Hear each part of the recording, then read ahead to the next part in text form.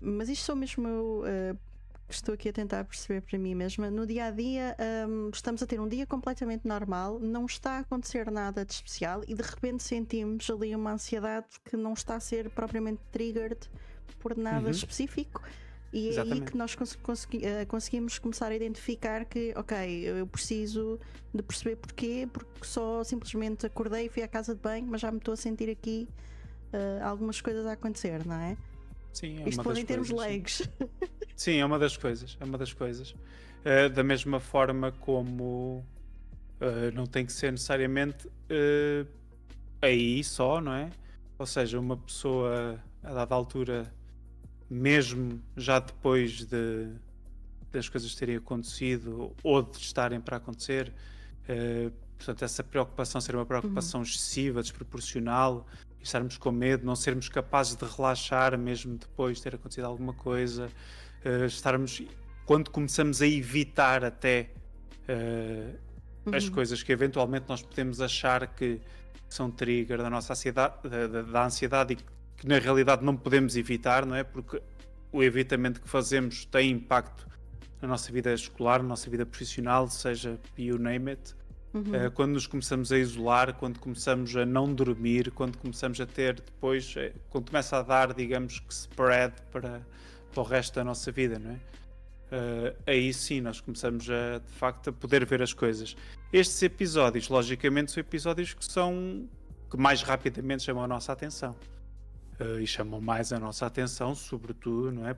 Pela intensidade que têm. Uhum. Muitas vezes as pessoas até acham, até frequente as pessoas terem a sensação de morte iminente, ou seja, que vai-me dar alguma coisa, pronto, é agora. E depois não acontece nada.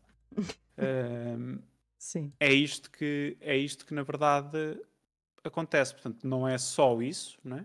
Mas Uhum. a partir do momento em que começa a ser algo que está de tal maneira presente e com uma intensidade de tal forma, não é?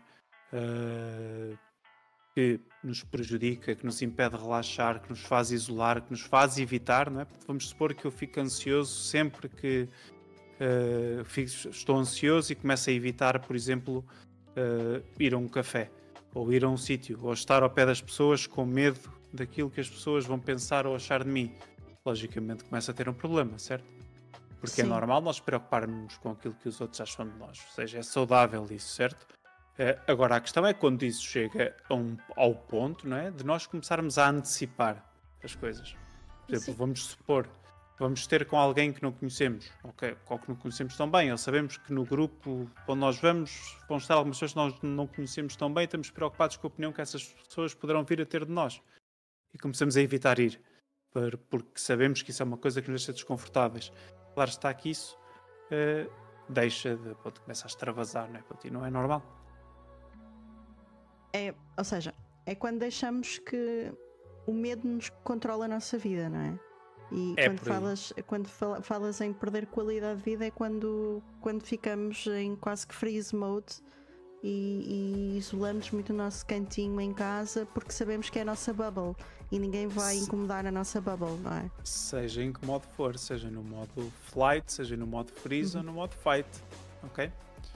Eh, Há pessoas quando estão ansiosas são mais agressivas, por isso simplesmente, ok? Por acaso era uma das perguntas que eu ia fazer, porque existem pessoas que se isolam, mas depois existem também pessoas que fazem lash out porque se sentem ameaçadas. Sim. Aqui a questão tem a ver pronto, com a resposta. Portanto, há pessoas, isto depois já depende de cada um, não é? Isto depois começamos aqui a entrar na componente da personalidade, não é? Portanto, aquilo que Uhum. acaba muitas vezes por acontecer é que há pessoas que fazem aquilo que nós chamamos, ou seja, que são fugas para a frente, ok? No fundo Uhum. acaba por ser, ou seja, o flight não tem que ser necessariamente nós, não. Há pessoas que, ok, estão mais ansiosas, estão estressadas com alguma coisa e simplesmente tipo, ignoram e vão fazer outra coisa qualquer. Tipo, seguem, vão de coisa em coisa, certo? Por Uhum. exemplo, uh, há uma situação que está a causar stress, ou imagina, portanto, houve um relacionamento que terminou, nós sentimos mal, estamos ansiosos, pronto, vamos nos meter na próxima coisa que nos aparecer à frente. Ou o nosso emprego, por exemplo. Ok, podemos esperar, podemos ter calma, podemos ponderar as nossas opções e tomar uma decisão eventualmente mais acertada, mas não, atiramos-nos para a frente para a próxima coisa que vem. E estamos sempre assim. Uhum. Okay? Isso também é uma forma que, obviamente, não é? Acaba depois por não, em determinada altura, não se tornar adaptativa, não é? Porque imagina, assim nunca paras num sítio, estás sempre a sair, estás sempre a fugir, estás sempre a correr, e isso não é todo também algo que seja recomendável. Portanto, não é só o freeze, ok? Nem é só. Pois há pessoas sim que ficam também agressivas, há pessoas que não lash out, como tu disseste. Quando estão mais ansiosas, têm a tendência de desbaratar. Isso por acaso leva-me à follow-up question, que é, ok, nós identificarmos em nós mesmos é uma coisa, mas imagina, como é que nós podemos identificar isso nas outras pessoas? Porque às vezes nós temos amigos que podem se isolar e às vezes podem ser sinais tão mínimos que podem ou não passar despercebidos, principalmente para as pessoas mais introvertidas, que têm já tendência a ficar mais sozinhas. Como é que conseguimos perceber se aquilo é só, ok, está a ter um dia mau, precisa de estar sozinho? Ou... Perguntamos. A resposta a isso é perguntamos. Ou seja, se notamos que alguém que nos é próximo ou que alguém no nosso grupo de amigos ou alguém que nós vemos de alguma forma não se está a comportar da maneira habitual ou se está efetivamente a isolar mais ou alguma coisa do género, então sim, perguntamos. Olha, está tudo bem contigo? Passa-se alguma coisa? Tens estado diferente. Olha, não estás sozinho, qualquer coisa diz-me. Okay? Isto no fundo é alguma coisa que é a coisa mais tecnológica que existe. Não é AI, não é nada disso, é a relação humana, ok, malta? Portanto, nada substitui isso. Nada substitui aquilo que nós podemos fazer, certo? E se nos apercebemos que uma pessoa à nossa volta tem uma atitude que não é normal, então devemos, ou que não é normal nela, digamos assim, em vez de partirmos muitas vezes para o julgamento ou acharmos que, epá, este tipo não aparece, não quer vir, não quer que se lixe, muitas vezes aquilo que devemos fazer é perguntar antes se passa alguma coisa, claro. Independentemente de tudo, obviamente, não é? E depois ir vendo, não é? Ir mantendo, claro, alguma proximidade ou aquela que for permitida, ir perguntando, ir tentando saber, e em última instância, não é? Situações mesmo mais graves, não é? Porque podem acontecer depois, portanto estas coisas podem evoluir, podemos efetivamente recorrer a pessoas eventualmente ainda mais próximas para conseguirmos tentar melhorar alguma coisa. Agora, claro, há sempre limitações, não é? A dada altura, é por isso que pessoas como eu existem. Certo, e por acaso só que eu não vou buscar ninguém a casa. Estou a ver aqui alguns comentários no chat e por acaso eu sou uma dessas pessoas que geralmente quando me perguntam se passa alguma coisa, eu tenho a tendência a dizer que não, ou se não evito a pergunta e tento reagir o mais normal possível para que as outras pessoas não percebam que se passa alguma coisa, mas pronto, isso também tem a ver com muitas experiências do passado e que pode achar que estar a explicar o que é que se passa, primeiro requer energia, e se a pessoa já se sente dessa forma, energia é uma das coisas que começa a perder, não é? E depois parece muito como se fosse um burden, não é? Passarmos essa informação a outra pessoa, parece que estamos a fazer um engage e a outra pessoa agora é obrigada a fazer-nos qualquer coisa, não é? Como é que vamos lidar com isso? Porque isso é uma barreira. Nós queremos ajudar, mas também não podemos obrigar a pessoa, mas temos que provavelmente incentivá-la da melhor forma. Sim, é por isso que sessões destas existem, não é? Exato. Portanto, eu aqui a grande questão, aqui a grande questão tem mais a ver com uma coisa, que é obviamente, não é, que nós não temos de andar na rua a correr a dizer que temos um problema, não é? A questão não é essa. A questão é, se nos perguntarem, nós temos sempre a opção de dizer ou não. Portanto, isso sim. Agora, claro, quem nos conhecer bem vai notar. Certo? Vai se aperceber. As pessoas que nos conhecerem bem vão se aperceber. que na realidade não está a acontecer. Porque aqui a questão não é tanto aquilo que se diz, não é aquilo que se faz. Ok? Porque senão só há outra opção. Quer dizer, então mas por exemplo, no exemplo que tu deste, se há alguém do nosso grupo de amigos, não é, que começa a isolar-se mais, começa a não estar tão presente, não é? Obviamente que tem que se passar alguma coisa. Ou então, se não se passa nada, então perguntamos, então, mas foi alguma coisa que nós te fizemos? Ou queres simplesmente... percebes?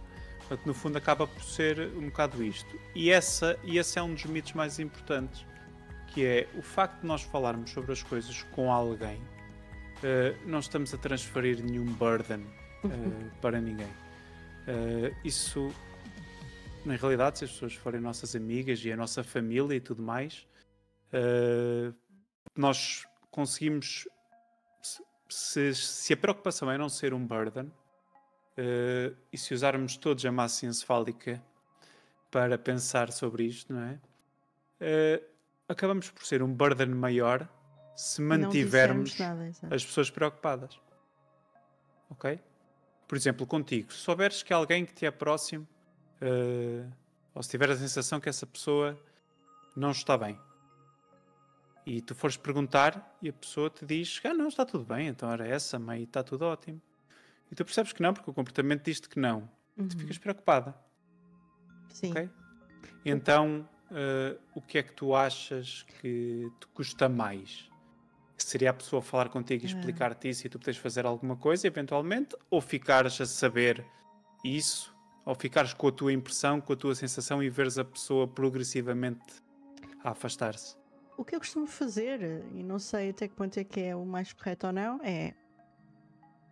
Eu respeito que neste momento não seja o ideal e a pessoa não se sinta à vontade para falar, mas deixar sempre a porta aberta. Tu podes sempre vir falar comigo quando quiseres, porque às vezes nós nem temos que propriamente dar inputs. Também há muito essa questão, que às vezes as pessoas pensam que as outras pessoas virem falar connosco implica que nós tenhamos que dar algum tipo de opinião ou ter alguma reação, e às vezes as pessoas só precisam que alguém esteja lá para ouvir, nem é para dar qualquer tipo de julgamento, é só ouvir, absorver e depois falar no sentido de ser a outra pessoa também a dizer-nos o que é que pretende fazer com aquilo ou não.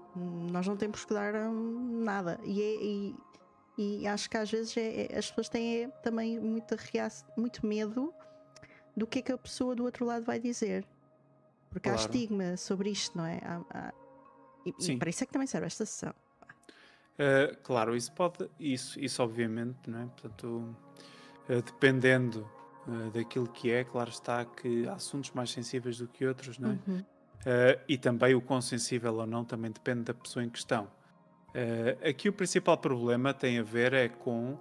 a coisa mais importante é que as pessoas têm uma perturbação de ansiedade, as pessoas têm um problema, não é? Precisam também de se sentir compreendidas, digamos assim. E lá está. Nós lembrarmos-nos de que se nós não conseguirmos compreender que essa pessoa precisa de ser compreendida, então também não vamos conseguir dar-lhe condições para nos pedir ajuda. Okay? Exato.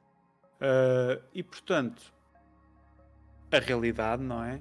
É que não vale a pena nós estarmos muitas vezes a fazer, a dar aqueles conselhos de opá, tens-te acalmar. Obviamente tem que me acalmar, não é? Tipo, isso é lógico.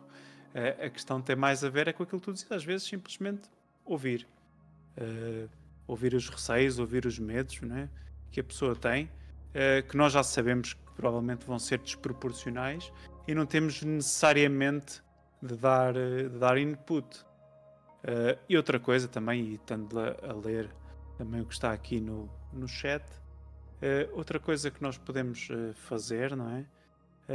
É também falarmos um bocadinho e saber que os tratamentos para a ansiedade são verdadeiramente eficazes. Okay? Sejam eles farmacológicos ou não farmacológicos. Há coisas que nós podemos tentar fazer por nós, e há coisas que temos de recorrer a um profissional para nos ajudar. Há coisas que de facto nós precisamos de ajuda, não é? Mas temos sempre que começar por algum lado, e muitas vezes o começar é falar com alguém. Só isto. Falar com alguém. Partilhar isso. Mas falar com alguém às vezes é o passo mais difícil, na realidade. O pedir ajuda. Primeiro, O primeiro é sempre o mais difícil. De chegarmos ao ponto de percebermos, ok, eu preciso de pedir ajuda. Isso depois também leva-me a outra questão. Porque imagina, existem muitos profissionais, existem muitas pessoas que pedem ajuda. E existem profissionais que não são compatíveis com as pessoas. Mas isso não tem necessariamente a ver com seres um bom ou mau paciente. Isso nem está aqui em questão. E às vezes não tem nada a ver com o facto de ser um bom ou mau profissional. Que mensagens é que queres passar em relação a isto? Que é as pessoas sentirem-se confortáveis o suficiente e pedir ajuda e perceber, ok, eu com este profissional não me estou a adaptar, para não ter problemas em dizer, ok, aqui não, eu vou procurar ajuda no outro lado.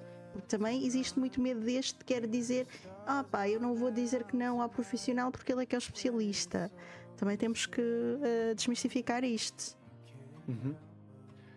Portanto, aqui a grande questão é que isso, obviamente que quando nós recorremos a alguém, portanto a um profissional, estabelece ou procura-se estabelecer uma relação. Okay? Neste caso, uma relação terapêutica. E nem sempre, não é? Por vários motivos, nós podemos estabelecer de imediato uma relação terapêutica com alguém. Nesse sentido, pode não ser problema de um, ou pode ser problema, não é? Pode ser problema de ambos, na realidade, portanto, mas mais importante do que isso é que, felizmente, não há só um.